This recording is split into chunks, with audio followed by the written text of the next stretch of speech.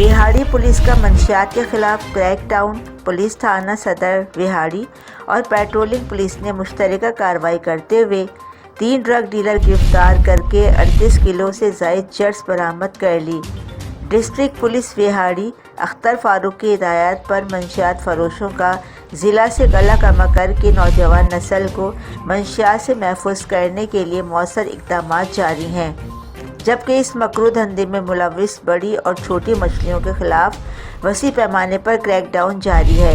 ان خیالات کا اظہار ڈی ایس پی صدر خالد جاوید اور D S P patrolling Nimreen Munir نے تھانہ صدر وہاڑی میں مشترکہ پریس کانفرنس کے دوران کیا۔